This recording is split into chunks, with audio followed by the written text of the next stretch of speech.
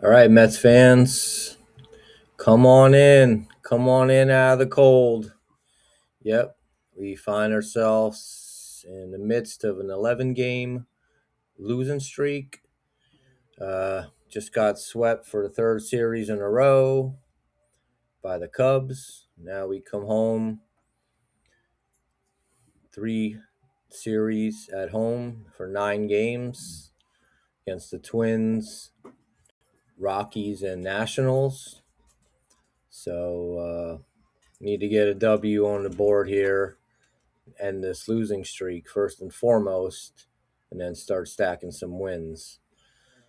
I know it's tough. Games are hard to watch. Offense, in particular, seems lifeless, and that'll be discussed in a couple of my segments coming up here. Uh, But anyway, yeah, after 22 games, the Mets stand at 7-15.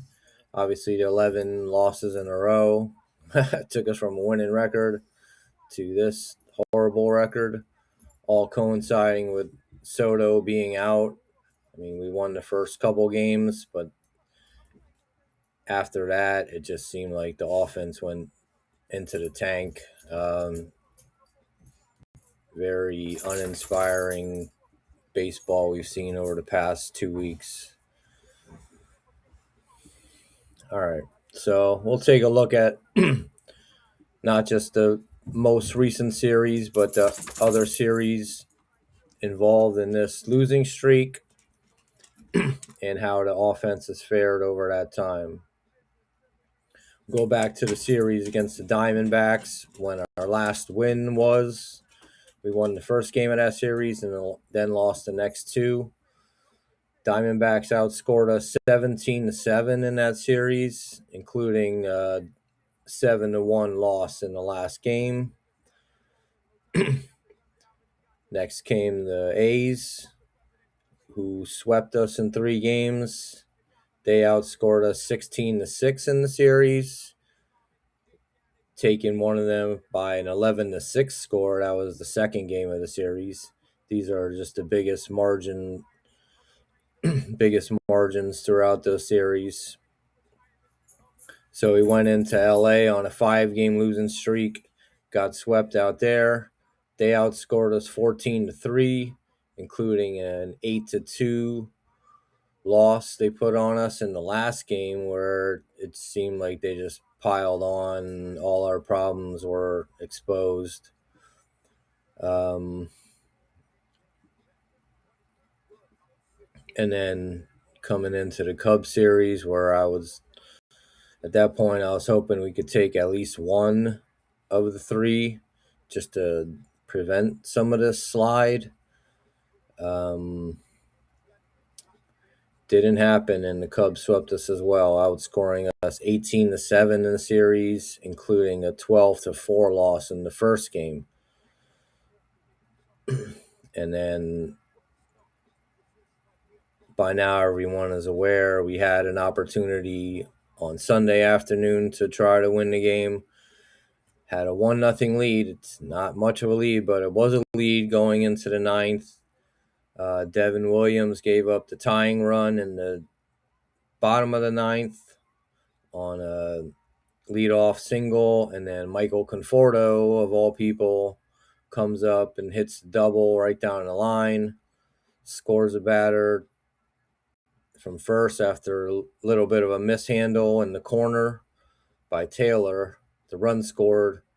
Conforto's at second. We were able to strand him there, but we went to the 10th inning, couldn't get a run, couple pop-ups, and then Torrens struck out, all with the ghost runner at second base. And the Cubs come up. They have their guy at second, only needing to score 1 run. He advances on a wild pitch, scores on a sac fly then with 1 out, and that ended the game. A lot of talk about how that was handled. Personally, I would have just walk the bases loaded there. You got a guy at third with one out. You need to create force plays in case of a ground ball.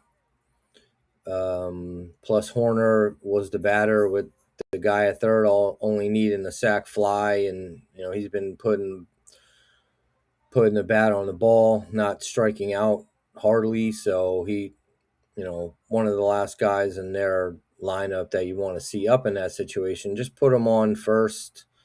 Maybe face Bush with the one out. Try to get him to chase something. Maybe he'll strike out.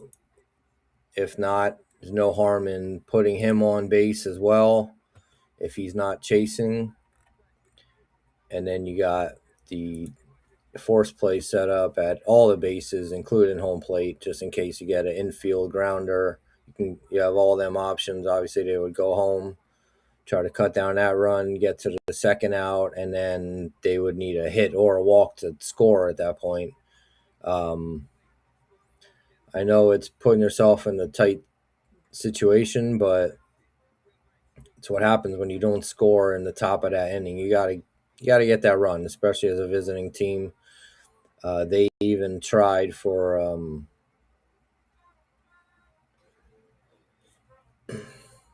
some extra runs. They had Mets had second and third in the top of the 10th. Bring that up, see who did what.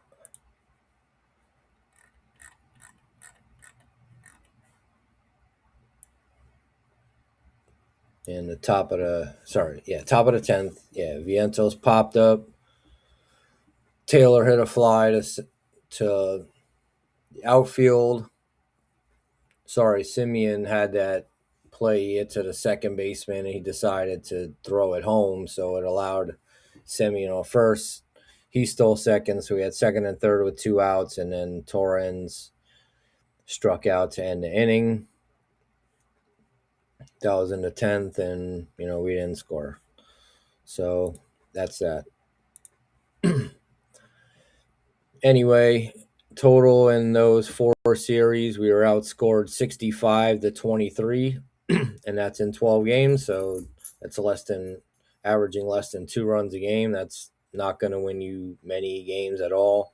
And then in the process, we were shut out 3 times. So just very inept on the hitting side, either not getting the timely hits or not getting hits at all.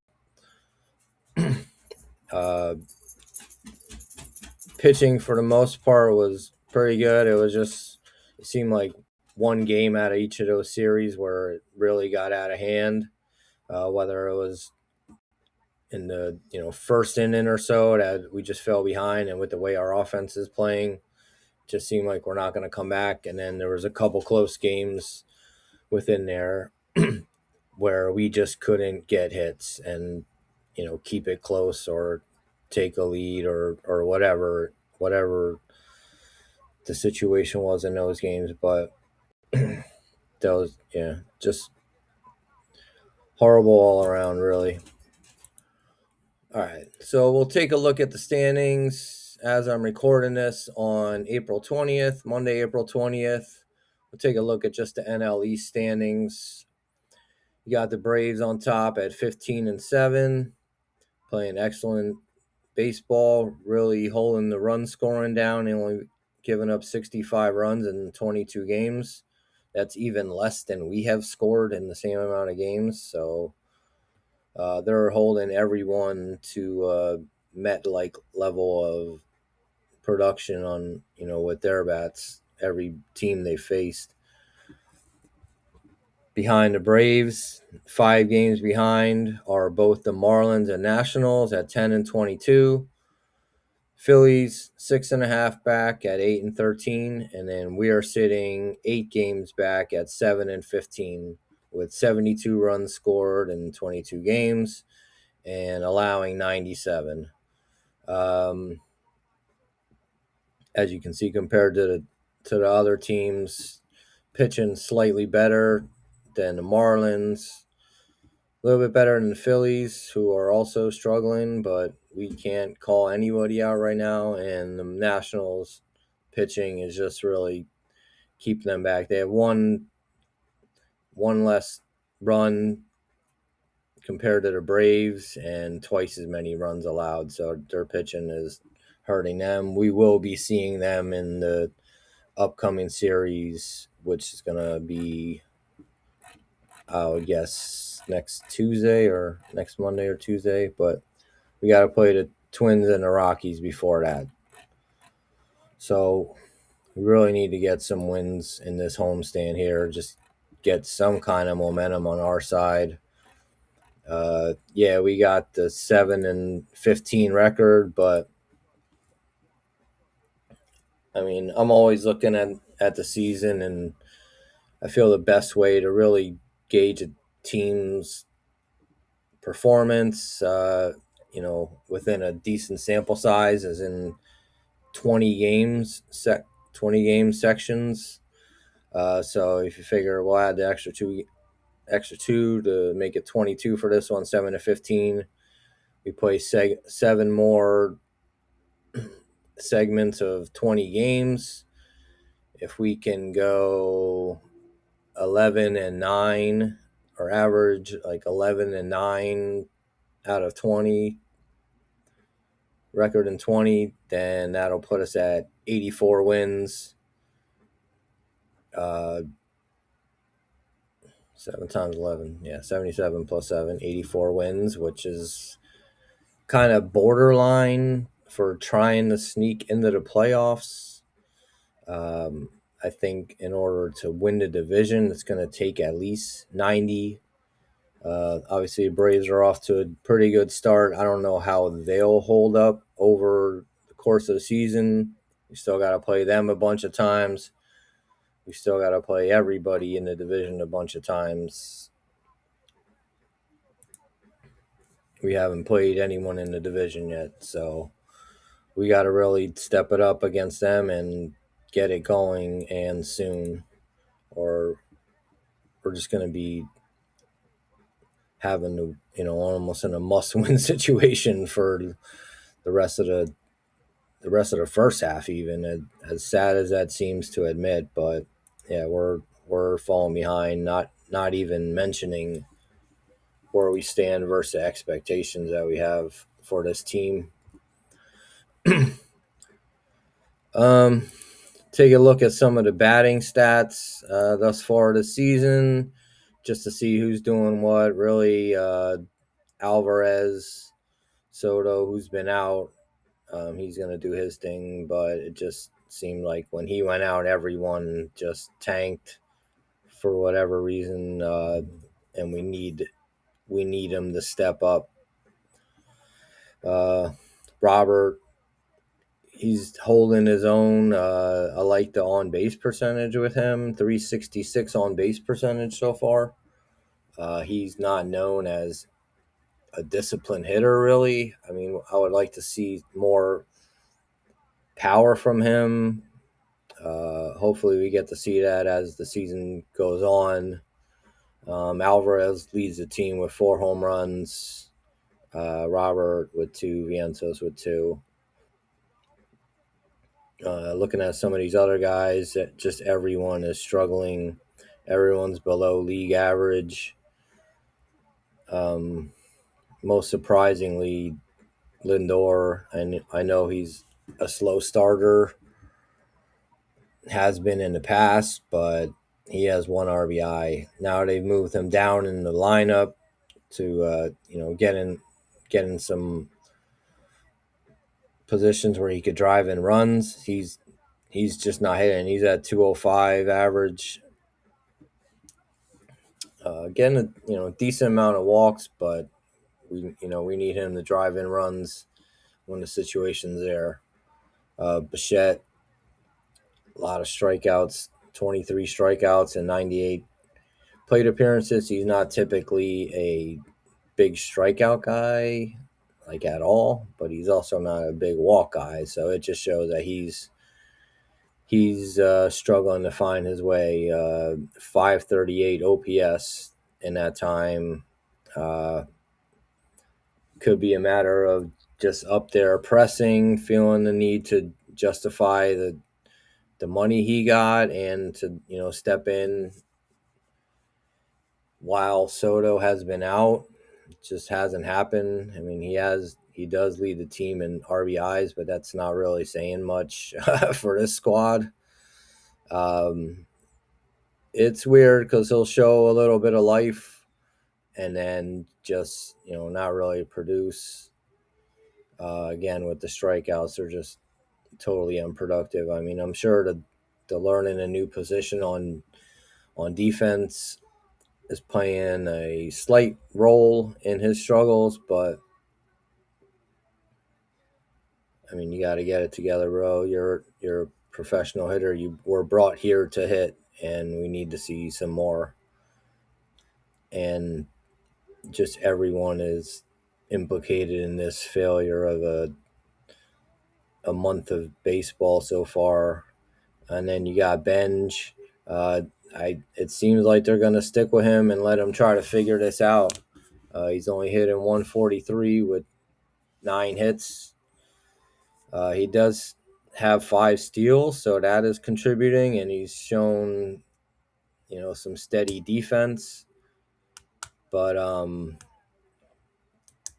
like I said, I don't think they're gonna drop him down back to AAA or anything because, I mean, although his at bats have been sketchy at times, it's really more highlighted by the fact that the rest of the team is not doing anything either.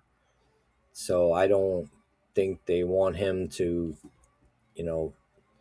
obviously they don't want him up there just trying to do too much to make up for what the rest of the team is providing, but I think they're going to let him fight through it. And, whether his presence on the team has been a net positive or negative, probably too soon to judge, but he's not doing himself any favors on the hitting side. But but being down an outfielder with Soto out,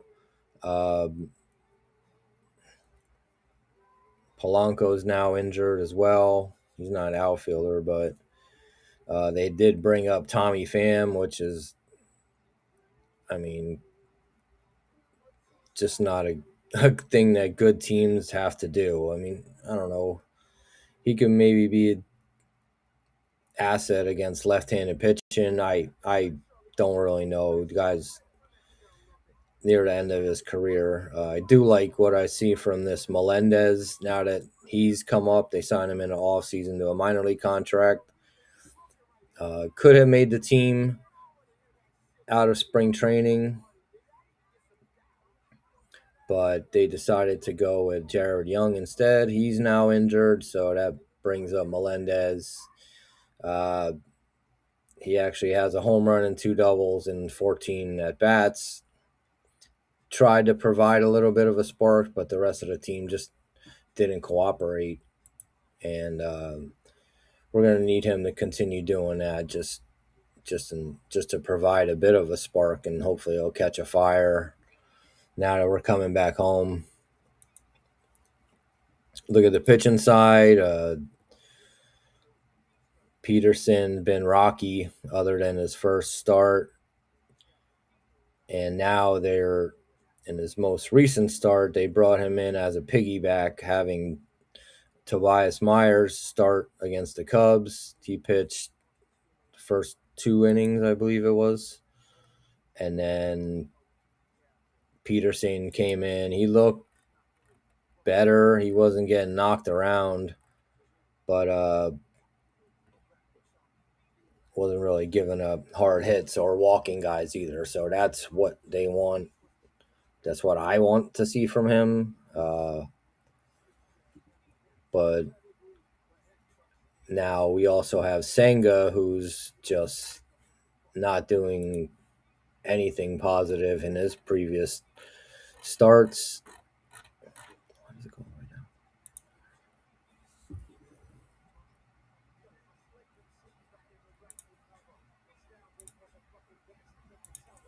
In Senga's last two starts, he's combined for 5 2/3 innings and 13 earned runs against. That's not helping at all.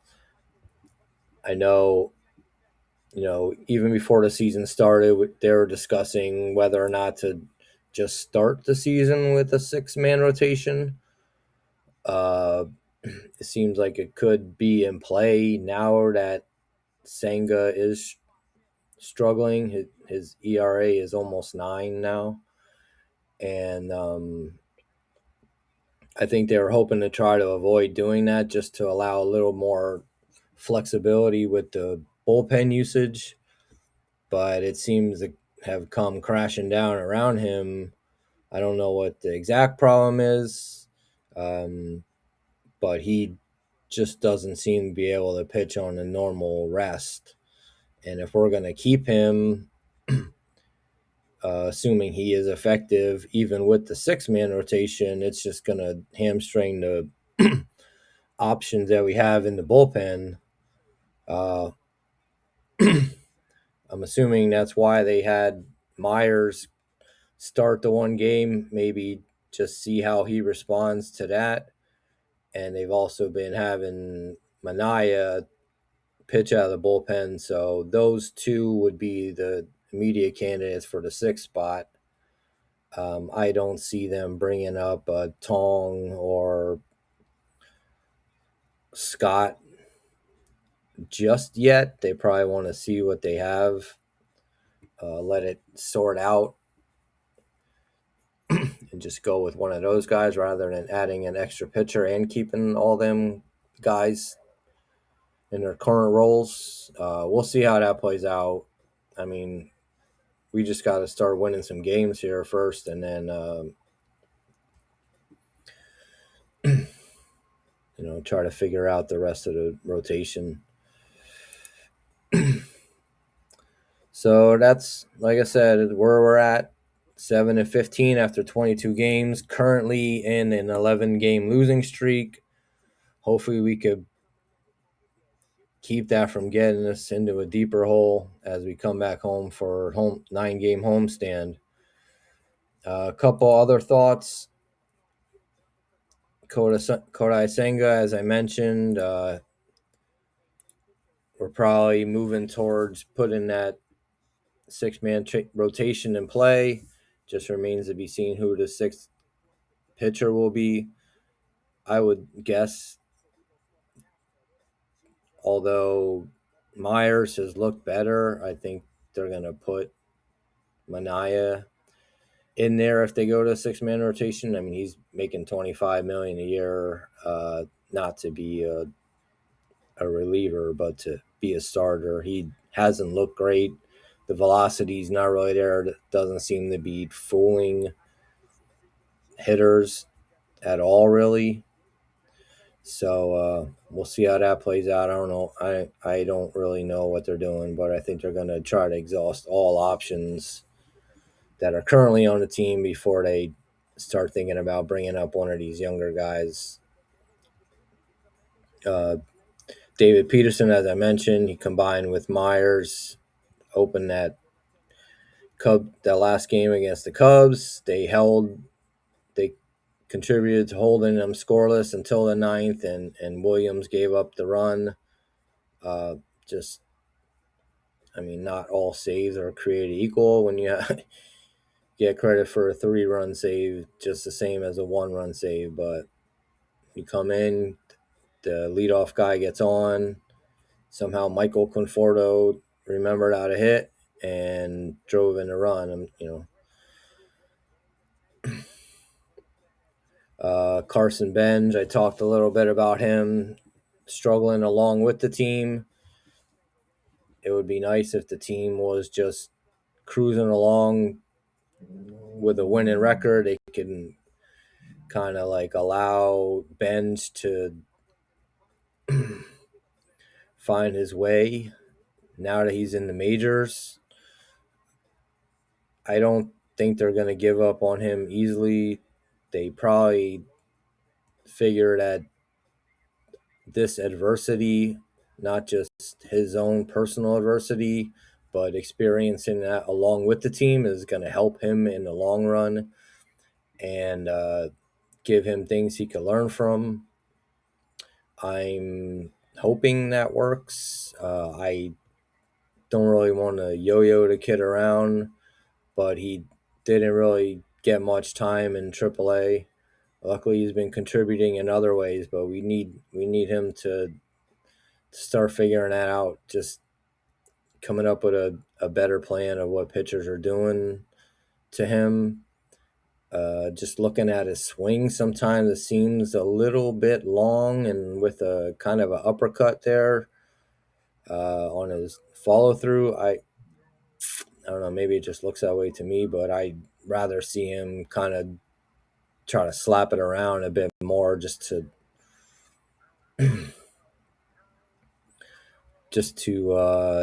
mix it up some, because we don't really need him to be swinging for the fences. He certainly has the power, but right now I just want to see him string a couple hits together and add to the confidence. As I mentioned, Melendez, he's so far 5 for 16 with 2 doubles and a home run. Little bit of a spark as he was called up just for this past series. When Young went down and now Polanco's out, we need another bat in there. Hopefully this guy can provide something. Would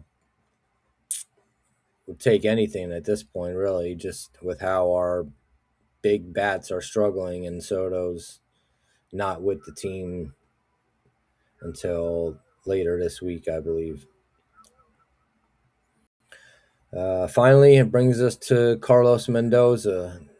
A lot of talk about him. I mean, they're even asking him in the interviews about, how he feels about his job security. He understands that that's going to come up.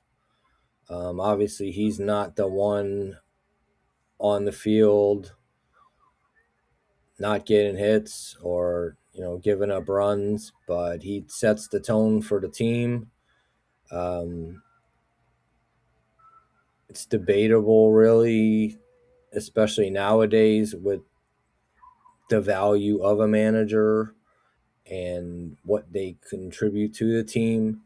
And especially in New York, dealing with the media has a lot to do with it. I mean, I wouldn't say he's saying all the right things, but he's trying to just put out a consistent message that the guys just need to stick to their routines, and we just need to keep chugging away, trying to first of all break the losing streak, and then once we can steady the ship, just get back to winning some games. Hopefully that coincides with Soto coming back, helping the offense out, just adding a top 3 bat in the game to our team that we need right now. We need him to come in, hit the ground running, and turn this around. Whether or not we should keep Mendoza as manager, I don't know. It is the last year of his contract, so I don't really have a preference either way. I mean, the guys need to start living up to their career stats, at least their average stats, and we'll go from there. Is he a problem? Every manager makes questionable decisions. I was talking about in the last game against the Cubs, I felt you almost have to load the bases there to try to set up the force plays. He was against walking Horner, saying he was going to steal second possibly. He's like, well, in that case, then just walk the next guy or whatever. I think it helps to load the base there just to help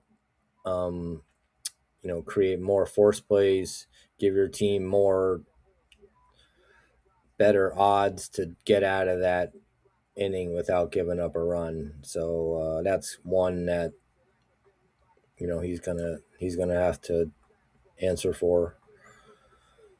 Well, I don't know. It's hard to stay positive here, but I'm gonna try to be reasonable at least, and hopefully we can get back on the winning streak on Tuesday. All right, let's go Mets.